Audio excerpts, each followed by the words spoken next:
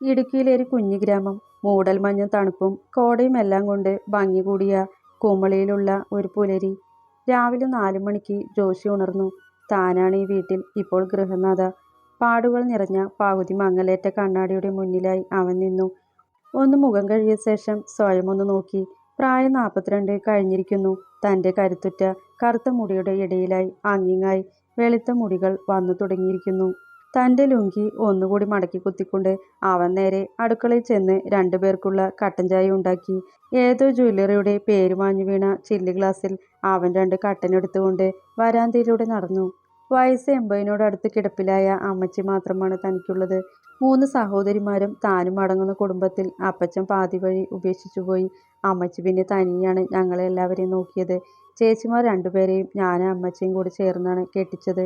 ഇളയ ചേച്ചി അന്യമതത്തിൽപ്പെട്ട ഒരാളെ ഒളിച്ചോടി വിവാഹം കഴിച്ചതോടെ ആ ഷോക്കിൽ അമ്മച്ചിക്ക് സ്ട്രോക്ക് പിടിച്ച് ഇപ്പോൾ കിടക്കാൻ തുടങ്ങി 10 വർഷം. പള്ളിപ്പെരുന്നാളിന് ക്രിസ്മസിനും മാത്രം വരുന്ന അതിഥികളായി മാറി തൻ്റെ സഹോദരിമാർ. ഒരു സഹോദരി ജീവനോടെ ഉണ്ടോ ഇല്ലയോ എന്ന് പോലും തനിക്കറിയില്ല. അമ്മച്ചി തളർന്നു വീണ ശേഷം തൊട്ട് സ്വത്തിൻ്റെ പേരിലാണ് ഇപ്പോൾ തർക്കം. ഇപ്പോൾ തന്നെ വീതം വയ്ക്കണമെന്ന് പെങ്ങന്മാരുടെ വാശിക്ക് മുന്നിൽ താനാണ് വേണ്ടെന്ന് പറഞ്ഞത്. കുടുംബം നോക്കുന്നതിനിടയിൽ താൻ സ്വയം ജീവിക്കാൻ മറന്നുപോയി. അമ്മച്ചിയുടെ മരണശേഷമല്ലാതെ ഒരിക്കലും വീടും പറമ്പും തനിക്ക് സ്വന്തമായുള്ള കൃഷിയിടങ്ങളും ഒരിക്കലും വീതം വയ്ക്കില്ല എന്ന് താൻ വാശിയോടെ പറഞ്ഞു. അതിനുശേഷം ഇപ്പോൾ അവരെ കാണാറില്ല. വല്ലപ്പോഴും വിളിക്കും, 2-3 വാക്കിൽ ഒതുക്കും. അമ്മച്ചിക്ക് കട്ടൻ കൊടുത്ത ശേഷം ജോഷി കയ്യിലെ ടോർച്ച് മൊബൈൽ ഫോൺ പിടിച്ചുകൊണ്ട് റബ്ബർ വെട്ടാനായി പോയി. ഏകദേശം 1 മണിക്കൂർ എടുക്കും അവൻ്റെ പരിപാടി തീരാൻ. 5:30 ആവുമ്പോഴേക്കും വീട്ടിലെത്തിക്കഴിഞ്ഞാൽ പിന്നെ തൻ്റെ കോഴിക്കോട് തുറന്നുവിടും. കുറച്ച് കിന്നാരം പറഞ്ഞ് പിന്നെയാണ് അവൻ അമ്മച്ചിയുടെ മലമൂത്രം വൃത്തിയാക്കി കുളിപ്പിച്ച് വസ്ത്രം മാറ്റി മാക്സി ഉടുപ്പിക്കുന്നത്. അമ്മച്ചി സംസാരിക്കാറില്ല. സന്തോഷം വന്നാലും സങ്കടം വന്നാലും വെറുതെ കണ്ണു നിറയും. ജോഷി എന്നും എന്തെങ്കിലും വർത്തമാനം അവൻ്റെ അമ്മച്ചിയോട് പറഞ്ഞുകൊണ്ടിരിക്കും. അവരുടെ കണ്ണുകൾ അവൻ്റെ മേൽ തന്നെയായിരിക്കും. ഇടയ്ക്ക് കണ്ണുനീർ തുള്ളിയായി വീഴുന്നത് കാണാം. അമ്മച്ചിക്ക് രാവിലെ ഗോതമ്പ് കഞ്ഞിയാണ് കൊടുക്കാറ്. അതും കൊടുത്ത് അവരെ കിടത്തിയ ശേഷം അവൻ കുളിക്കാൻ പോയി. അമ്മച്ചിയെ കുളിപ്പിച്ച ശേഷമാണ് ജോഷി കുളിക്കാറ്. തലേന്ന് തയ്യാറാക്കി വെച്ച ദോശമാവെടുത്ത് ചൂട് ദോശ ഉണ്ടാക്കി അതിലിത്തിരി നെയ്യും കൂടി ചേർത്ത് തലേന്ന് വെച്ച മീൻകറി എടുത്തൊഴിച്ചു. ജോഷിക്ക് ഒറ്റയ്ക്ക് കഴിക്കാൻ തന്നെ വേണം ഒരു 8 ദോശ. പിന്നെ അത് കഴിഞ്ഞ് അവൻ കവലയിൽ പോവും. തൻ്റെ കയ്യിലുള്ള ഗുഡ്സ് ഓട്ടോയിൽ പച്ചക്കറികളെല്ലാം ഒന്ന് വിറ്റ് തിരിച്ച് 11 മണിയാവുമ്പോൾ അടുത്തുള്ള ചായക്കടയിൽ നിന്ന് ഒരു ചായ കൂടി പതിവാണ്. ജോഷിയെ കഴിഞ്ഞ പ്രാവശ്യത്തെ പെണ്ണുകാണൽ എന്തായി? കടയിലെ സേതുവേട്ടൻ ചോദിച്ചു. എന്താവാന സേതുവേട്ടാ, അമ്മച്ചിയുടെ കാര്യം പറയുമ്പോൾ ആർക്കും പിന്നെ താല്പര്യമില്ല. ഇവറ്റകൾക്ക് വേണ്ടി എനിക്ക് എൻ്റെ അമ്മച്ചിയെ തള്ളിക്കളയാനൊന്നും പറ്റില്ലല്ലോ. ഒരു ടീച്ചർ ഏകദേശം സെറ്റായി വന്നതായിരുന്നു. പക്ഷെ അതും പോയി. 10ാം ക്ലാസ്സും ഗുസ്തിയുള്ള ഒരാളെ വിവാഹം കഴിക്കാൻ താല്പര്യമില്ല എന്ന് ആ കുട്ടി പറഞ്ഞു. ജോഷി ചിരിച്ചുകൊണ്ട് പറഞ്ഞു. എങ്ങനെ ജോഷി നിനക്ക് ഇങ്ങനെ ചിരിക്കാൻ കഴിയുന്നേ? നിന്റെ ഉള്ളിൽ എത്രത്തോളം വിഷമമുണ്ടെന്ന് എനിക്കറിയാം. പെങ്ങന്മാർക്കും അമ്മച്ചിക്കും വേണ്ടി ജീവിച്ച അവസാനം നീ ഒറ്റയ്ക്കായി പോവും. നിനക്കും വേണ്ടേടാ ഒരു ജീവിതം, സേതു വിഷമത്തോടെ പറഞ്ഞു. കുടുംബം എന്ന് പറഞ്ഞാൽ അങ്ങനെയാണ് സേതുവേട്ട. ആരെങ്കിലും ഒരാൾ എന്തെങ്കിലും വിട്ടുകൊടുക്കേണ്ടി വരും. ഇവിടെ ഞാനാ വിട്ടുകൊടുത്തത് എന്നേ ഉള്ളൂ. അവർക്ക് എല്ലാവർക്കും സുഖമാണല്ലോ, അത് മതി. ജോഷി പറഞ്ഞുകൊണ്ട് ചായ കുടിച്ചു. അപ്പോഴേക്ക് കടയിലേക്ക് അവൻ്റെ മൂത്തളിയൻ അലക്സ് വന്നിരുന്നു. നീ ഇവിടെ ഇരിക്കുകയാണ് ജോഷേ? നിന്നെ അന്വേഷിച്ച് ഞാൻ എവിടെയൊക്കെ പോയി, അലക്സ് പറഞ്ഞു. എന്തു പറ്റി അലക്സിച്ചായൻ? ഇത് പതിവില്ലല്ലോ. നമ്മളൊക്കെ മറന്നുപോയി എന്ന് കരുതി ഞാൻ, ജോഷി പറഞ്ഞു. അങ്ങനെ മറക്കാൻ പറ്റുമോ? നിന്റെ ചേച്ചി മോളി എന്ന് നിന്റെ പേര് പറഞ്ഞ് കരച്ചിലാണ്. എൻ്റെ ചെറുക്കൻ പാവമാണ്, അവന് ജീവിതമില്ല എന്നൊക്കെ പറഞ്ഞ് അലക്സ് കാപ്പടത്ത് നിറച്ച മുഖത്തിൽ പറഞ്ഞു. അത് കേട്ട് നിന്ന് സേതുവും ജോഷിയും ഒരുപാട് ചിരിച്ചു.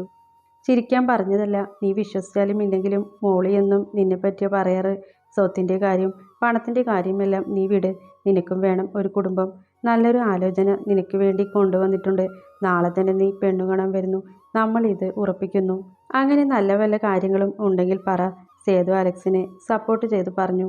ജോഷി ഒട്ടും താല്പര്യമില്ലാതെ അലക്സിനെ നോക്കി. അതൊന്നും വേണ്ട, വയ്യ വീണ്ടും വേഷം കെട്ട് നടത്താൻ, ജോഷി താല്പര്യമില്ലാതെ പറഞ്ഞു. എടാ, നല്ല കുടുംബമാണ്. സാമ്പത്തികമായി കുറച്ച് പിന്നിലാണ് എന്നേ ഉള്ളൂ. അപ്പനും അമ്മയും ചെറുപ്പത്തിലേ മരിച്ചുപോയി. അവരുടെ പേരപ്പനും പേരമ്മയുമാണ് അവരെ നോക്കുന്നത്. 2 പെൺകുട്ടികളാണ്. മൂത്തത് ആൻസി, രണ്ടാമത്തെ നാൻസി. അവൾ അധികം പഠിച്ചിട്ടൊന്നുമില്ല. അവൾക്കാണ് നിന്നെ ആലോചിക്കുന്നത്. രണ്ടാമത്തെ നാൻസി നഴ്സിംഗ് പഠിക്കുക, അവസാന വർഷം, അലക്സ് പറഞ്ഞു.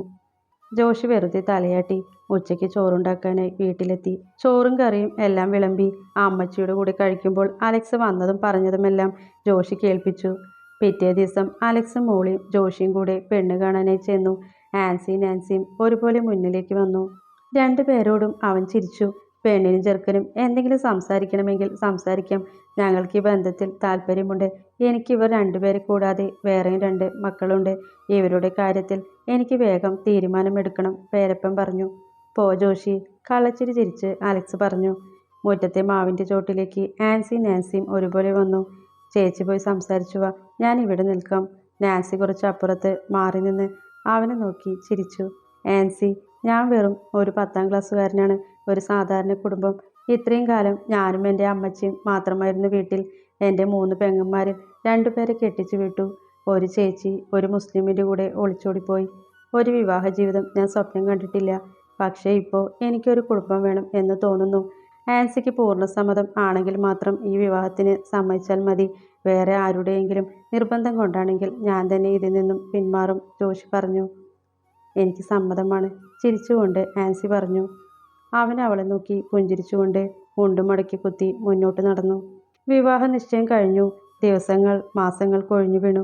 ജോഷി ഒരിക്കലും അത്യാവശ്യ കാര്യങ്ങൾക്കല്ലാതെ ആൻസിയെ വിളിച്ചില്ല. അവളും തിരിച്ചു വിളിച്ചില്ല. അങ്ങനെ വിവാഹ നാളെത്തി. വിവാഹ തലേന്നാണ് ജോഷിയുടെ ഹൃദയം മുറിക്കുന്ന വാർത്ത അറിയുന്നത്. ആൻസി ഏതോ തമിഴിൻ്റെ കൂടെ ഒളിച്ചോടി പോയിരിക്കുന്നു. കല്യാണത്തിനു വേണ്ടി എല്ലാ അലങ്കാരങ്ങളും അവൻ്റെ കുഞ്ഞു വീട്ടിൽ അവനൊരുക്കിയിരുന്നു. നാട്ടിലെ ജനങ്ങളെല്ലാവരും ഉണ്ടായിരുന്നു ജോഷിയുടെ കല്യാണത്തിന്. അവൻ തലയിൽ കൈവച്ചുകൊണ്ട് ഉമ്മറപ്പടിയിലിരുന്നു. നാട്ടുകാരോട് എന്തു പറയും, തൻ്റെ അമ്മച്ചിയോട് എന്തു പറയും? കണ്ണുനീര് കുടുകുടെ പൊഴിഞ്ഞുകൊണ്ടിരുന്നു. തനിക്ക് അവളുടെ വീട്ടിൽ നിന്നും ഫോൺ വന്നതും അവൻ തളർന്നു പോയിരുന്നു. മദ്യസേവ നടത്തുന്ന അളിയന്മാരുടെ അടുത്ത് ചെന്ന് തനിക്ക് പറ്റിയ ചതി അവൻ പറഞ്ഞു. ഒരു നിമിഷം കൊണ്ടാണ് കല്യാണ വീട് നിശബ്ദമായത്. അവനെന്ത് തോന്നിയവാസമാണ് ഈ പറയുന്നത്? ആൾക്കാരെ വിളിച്ചു കഴിഞ്ഞ് ഇപ്പോഴാണോ പെണ്ണിനെ ഒളിച്ചോടാൻ തോന്നിയത്? ഇതിന് നമുക്ക് നഷ്ടപരിഹാരം കിട്ടണം. കുടുംബത്തിൽ പിറക്കാത്ത പണിയല്ലേ ചെയ്തത്? നമ്മുടെ കുടുംബത്തിന് നാറ്റിക്കാനായി അലക്സ് മദ്യലഹരിയിൽ ജോഷിയെ വിളിച്ചുകൊണ്ടുപോയി. കുടുംബത്തിലെ മറ്റ് കാരണവന്മാരും അവരുടെ കൂടെ നേരെ ആൻസിയുടെ വീട്ടിലേക്ക് പോയി. ജോഷിയുടെ വിവാഹം കഴിഞ്ഞിരിക്കുന്നു. പക്ഷേ വധു ആൻസിയല്ല, നാൻസിയാണ്. ജോഷി വേണ്ട എന്ന് പലവട്ടം പറഞ്ഞെങ്കിലും അലക്സും തൻ്റെ കാരണവന്മാരും ചേർന്ന് പ്രശ്നമുണ്ടാക്കി നാൻസിയെ അവനു വേണ്ടി ആലോചിച്ചു. തൻ്റെ മുന്നിൽ കണ്ണു നിറച്ച് നിന്നിരുന്ന ആ കൊച്ചു പെൺകുട്ടിയുടെ മുഖം അവൻ്റെ മനസ്സിൽ നോവായി. കാറിൽ തിരിച്ച് വീട്ടിലേക്ക് വരുമ്പോൾ അവൻ ഇടയ്ക്കിടയ്ക്ക് നാൻസിയുടെ മുഖത്തേക്ക് നോക്കി. ഒരുതരം നിർവികാരതയാണ്. 20കളിൽ നിൽക്കുന്ന ഒരു പെൺകുട്ടി, വിദ്യാഭ്യാസവും സൗന്ദര്യമുള്ള പെൺകുട്ടി, വാശിപ്പുറച്ച് ചെയ്തത് വലിയ തെറ്റായിപ്പോയി. അവൻ അവളെ നോക്കി ആലോചിച്ചു. വീടിൻ്റെ മുന്നിലെത്തി. ഓടിട്ട് 2 നിലയുള്ള ഒരു തറവാട് വീടാണ് ജോഷിയുടേത്. ചുറ്റും പൂന്തോട്ടവും പൂമ്പാറ്റകളുമുള്ള ഒരു കൊച്ചു വീട്. പുറകിലായി വലിയ പച്ചക്കറിത്തോട്ടവുമുണ്ട്. കൂട്ടിക്കിടക്കുന്ന കോഴികളും പിന്നാമ്പുറത്തായി കെട്ടിവെച്ചിരിക്കുന്ന ആട്ടിൻകുട്ടികളുടെയും ഒച്ച വ്യക്തമായി കേൾക്കാം. നാൻസി വിവാഹവേഷത്തിൽ ഇറങ്ങി ചുറ്റും നോക്കി. ഒരിക്കലും പ്രതീക്ഷിക്കാത്ത ജീവിതം, പ്രതീക്ഷിക്കാത്ത താലി. ജോഷിയുടെ പെങ്ങന്മാർ 2 പേര് നാൻസിയെ ഉള്ളിലേക്ക് ക്ഷണിച്ചു. ജോഷി നേരെ പോയത് അമ്മച്ചിയുടെ മുറിയിലേക്കാണ്. പിന്നാലെ അവളും. അമ്മച്ചി, ഇതാ ഞാൻ മിന്നുകെട്ടിയ പെണ്ണ്. അവൻ വിറച്ചു പോയിരുന്നു അത് പറയുമ്പോൾ. നാൻസി അവനെ നോക്കി നിന്നു. അമ്മച്ചിയുടെ കണ്ണിൽ നിന്നും ആനന്ദ കണ്ണീർ പൊഴിഞ്ഞു. നാൻസി, നീ പോയി ഉടുപ്പെല്ലാം മാറ്റിക്കോ. അവർ അമ്മയും മകനും നല്ല സ്നേഹമാ. കുറച്ചൊറ്റയ്ക്കിരുന്ന് കരയട്ടെ, മോളി പറഞ്ഞുകൊണ്ട് നാൻസിയെ ജോഷിയുടെ റൂമിലേക്ക് കൊണ്ടുപോയി. അയൽക്കാരും ബന്ധുക്കാരുമായി എല്ലാവരും നാൻസിയെ കാണാൻ വന്നു. അവളും കഷ്ടപ്പെട്ട് എല്ലാവർക്കും ഒരു പുഞ്ചിരി നൽകി. പെങ്ങന്മാരും അളിയന്മാരും സദ്യ കഴിഞ്ഞപ്പോൾ യാത്രയായി. ഇപ്പോൾ ആ വീട്ടിൽ ഇവർ മാത്രം. ജോഷി പതിവ് പോലെ രാത്രി കഞ്ഞി ഉണ്ടാക്കി അമ്മച്ചിക്ക് കൊടുത്തു. തൻ്റെ മുറിയിലേക്ക് കയറാൻ അവന് പേടി തോന്നി. കഞ്ഞി ഉണ്ടാക്കിയിട്ടുണ്ട്, വേണോ? ജോഷി വാതിലിൻ്റെ പുറത്തുനിന്ന് ചോദിച്ചു. വിശക്കുന്നില്ല, നാൻസി പറഞ്ഞുകൊണ്ട് ജനൽ വഴി പുറത്തേക്ക് നോക്കി നിന്നു. അടുക്കളയെല്ലാം ഒതുക്കി വെച്ചുകൊണ്ട് പുറത്തെ കുളിമുറിയിൽ നിന്ന് മേൽ കഴുകി ജോഷി മുറിയിലേക്ക് കയറി. കട്ടിലിൽ കാൽമുട്ടിൽ മുഖം അടുപ്പിച്ച് കരയുകയാണ് നാൻസി. അവൻ അവളെ വെപ്രാളത്തോടെ പിടിച്ചു.